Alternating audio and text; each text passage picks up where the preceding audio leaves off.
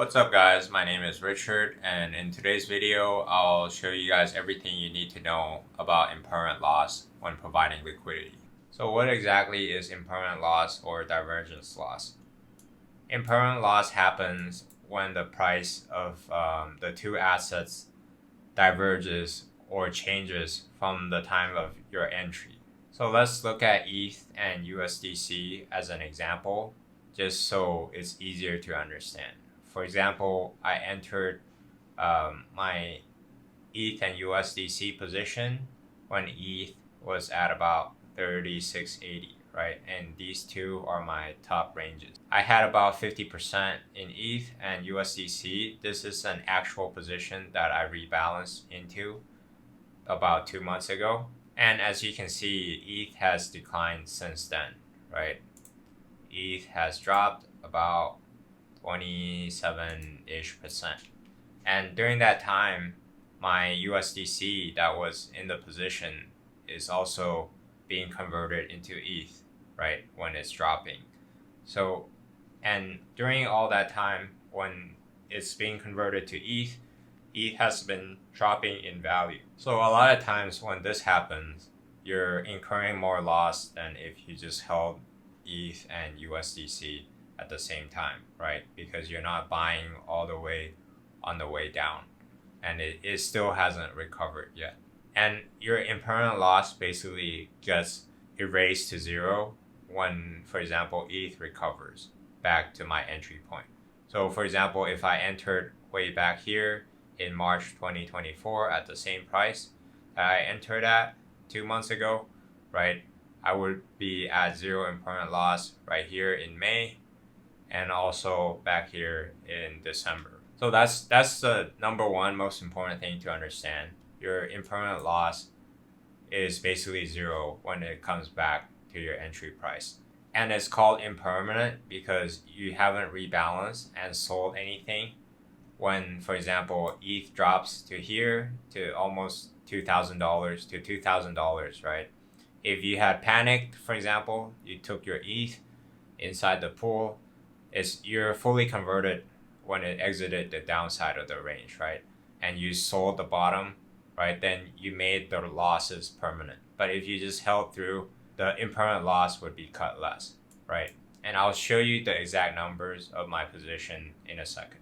And impermanent loss could be positive or negative depending on your goals and what you hold. For example, I was holding ETH and USDC. I don't mind my USDC turning into ETH, right? I'm gaining more ETH exposure as the price goes down. So it's positive in the ETH sense.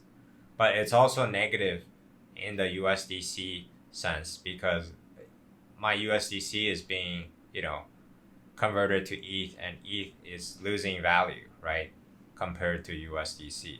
And if we look here, right, it's negative in terms of USDC if you compare it with just holding USDC, but it's positive if my goal is to accumulate ETH. So this panel shows you, right, like the divergence loss is about 1.7 something ETH, and the total fees on top of that is 1.8 ETH. So if my goal was to accumulate more ETH, then this position has done really well during the past 2 months, 82 days, right? Almost 3 months. And a lot of times if my goal is to have a net positive USDC, my goal is for ETH to be trading above my entry, or at least my fees would outperform just having all stables or having all ETH or holding. So how do we know how much impermanent loss we're incurring? In this example, this is Metrics Pro. It's paid, but I'll show you the free tools in a second. But I'm showing you this just because it's easier to understand. So if I just held my assets, right, I would still have about 47,000 something dollars in terms of US dollars, right? Because my initial assets was about 6.44 ETH and about $30,000 in USDC, right? Only my ETH portion would have dropped by 20 something %. if you look here, it's higher than my current liquidity, right? By about $3,000 something. But the reason why I'm still outperforming just holding those two assets is because I'm getting fees, right? I'm getting about 57% APR over the past almost 3 months, right?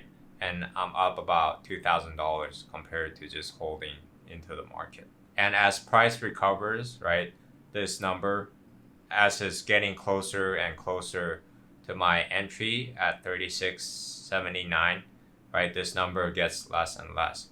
And whatever I earn in fees is just basically extra profit on top. So that's the basics of it.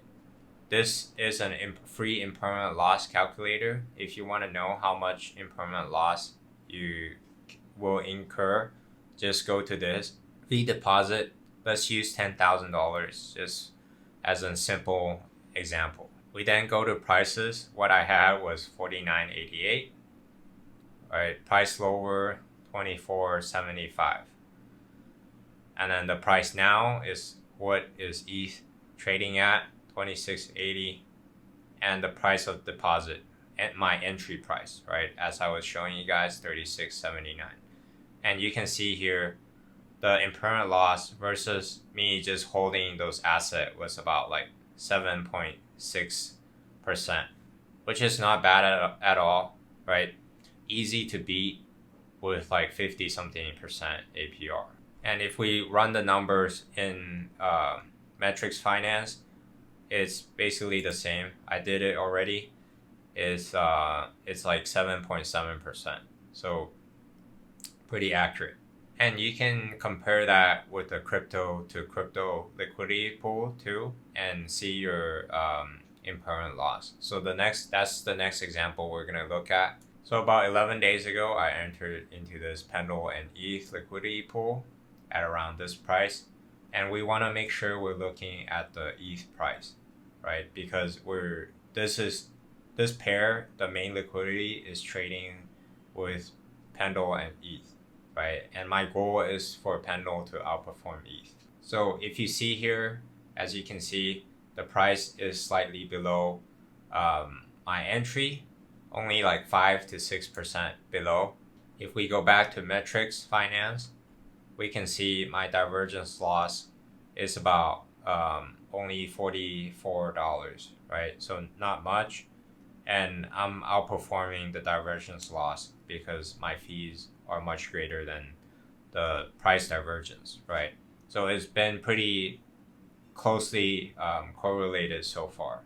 So as long as your fees are greater than what you started out with, a lot of times if the assets recover in price, you're going to be in really nice profit. And if you're already holding those two tokens, for example, then it makes sense to provide liquidity as long as your earnings are, overcoming the impermanent loss, because it beats just holding those two assets separately, right? And it's really normal for your fees to be greater than your impermanent loss at first. So let's look at another position that I entered recently, right? Arrow and ETH. My entry price was about 0.0003461 priced in ETH, right? Now it's about 0.0002853. So pretty big difference here, about 16 something percent, right? And since it's a new liquidity pool, chances are my fees are not covering that 16% difference, right? And if you can see, there's a possibility that it might drop even further, right? 40 something percent downwards. It doesn't matter to me as long as it could reach back up here or back above my entry price, right? Because if it's trading above here, it means Arrow is outperforming ETH. My Arrow is getting converted into ETH, and I could sell the whole position for a net gain in ETH when that happens. So if we look here, versus holding is negative because there's more divergence loss than the fees I made, right? The fees is about 30% APR because the volume has been kind of declining over the past week or so. But I expect this to pick back up and my impermanent loss to decrease when the price reaches back and above my starting price. And this is completely normal. You just stay in the position as long as you're in a solid asset that you believe would rise in value. Then you just keep adding the fees. You could keep compounding, and then eventually it'll outperform impermanent loss when it gets back to your entry, right? And when you compound the fees, it also drags down your entry point. So when I compound, right, my entry point is going to get dragged down lower and lower and lower. And it's going to be easier for me to outperform impermanent loss as long as it's not like a asset that constantly bleeds out against ETH. So let me show you guys one position that's been doing really well. I've been providing liquidity for a smaller cap gaming token called Pixel. My average entry is about 0.00001304 back here in November, and it's still trading above my entry price, right? So there is divergence loss, but it's positive because I'm getting more ETH out of it, right? And I'm also getting more fees during that time. And if we look at the performance here, right, I deposited 22 something thousand dollars in terms of ETH and Pixel, and I'm at a really healthy net profit over this entire time. And compared to just holding the assets, right, there's some divergence loss. If I just held the asset, it's 29,000 something dollars right now versus $27,000 something in the LP, right? But during that time, I've made over $5,000 in fees, so it's beating impermanent loss, right? If I held 50-50, just 50% Pixel, 50% ETH at the time of entry, I'm still up quite nicely. 100% ETH, up $15,000, right? Compared to 100% just Pixel, I'm still up about $3,500 total, right? There's some negative divergence loss here because Pixel has been outperforming ETH since my entry. So this is exactly what you want, right? It's outperforming versus holding, and also in US dollar terms and also in ETH terms. So here's a few tips to minimize your impermanent loss. Number one is setting wider ranges. When the ranges are tight, it's much easier to incur a lot of impermanent loss. If we hop back to our impermanent loss calculator tool, right, my impermanent loss is only 7.6% because my range was fairly wide. And if we shift that, for example, the price lower to 3,500 to the price upper to 3,850, right? And ETH drops to the current price right now, you would have incurred 15.3% impermanent loss, right? So pretty much double that amount. In my opinion, it's not really worth it because it's hard to predict when the market is going to make a big move, right? So back here in March, there's a big move back down, right? It's trending back down. There's a big move here in May, right? On the upside, big move here in August. And it's just very hard to just keep capturing the range, right? And when you rebalance, you're really locking that impermanent loss that I was talking about, right? Because you're selling some tokens or you're widening the range to try to mitigate some of that impermanent loss. And if you guys entered kind of late, middle here, right, middle of January before the big move down, which a lot of people did, then you would have been wrecked by impermanent loss. The second tip is to use DeFi Llama's correlation matrix. So if this is green, it means positive correlation. The higher the number, it means like, for example, ETH is pumping, BTC is pumping, right? BTC is dumping, ETH is dumping, so it moves together. For example, in the 1 month time frame, ETH and Pendle hasn't been correlated as much compared to ETH and Arrow or ETH and Pixel, right? And if we look at 1 year, Pendle and ETH, Pixel and ETH has been more correlated than Arrow and ETH or BTC and ETH, right? To me, above 0.3 and ideally 0.5, that's a great number.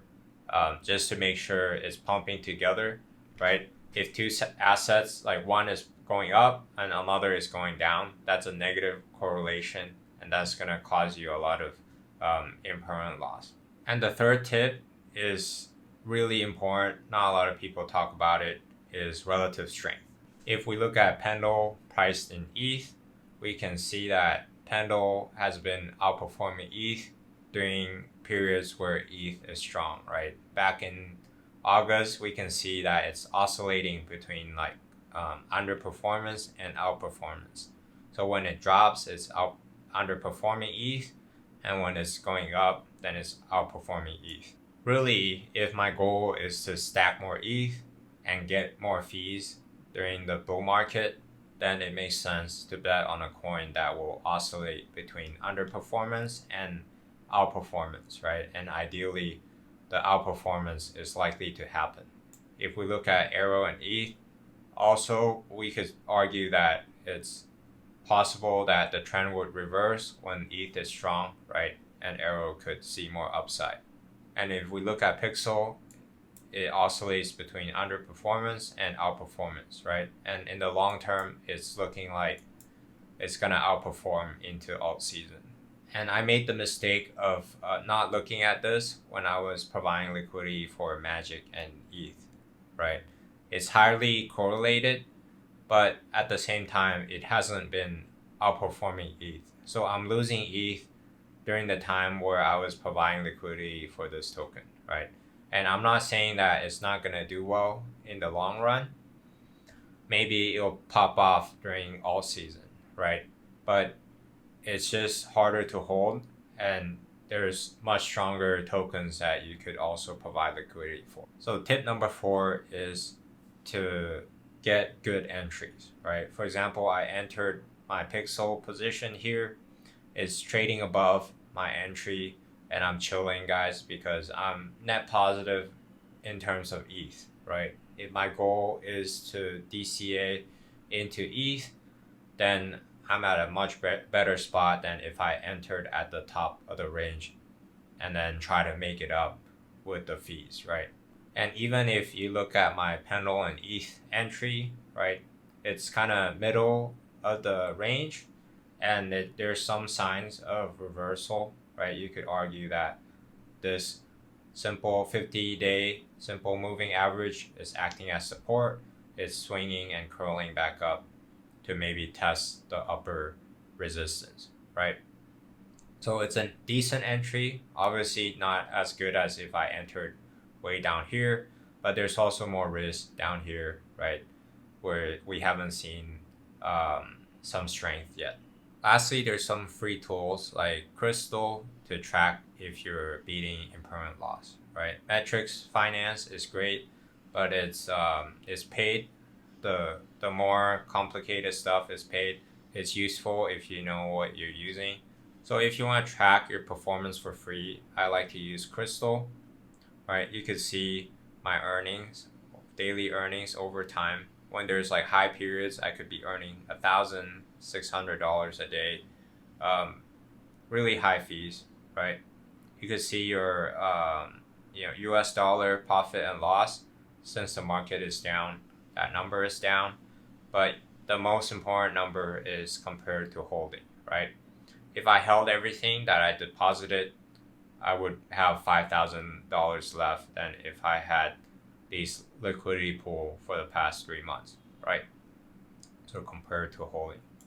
And revert is great too. You just input your address and you can compare your reference value to holding, right? Up about 5,000, similar to Crystal. Sometimes one of these tools are not that accurate, but it's a good big picture, right?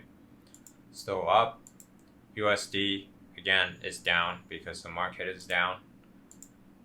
But in ETH terms, if I had bought ETH with all my fees, right, I'm still up about 7 something ETH, and the fees makes up for about 4 ETH, and the positive impermanent loss is about like 3 ETH, right?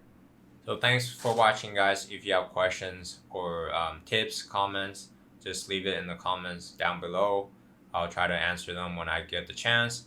If you like the video, hit that like button and subscribe. I'll see you guys next time.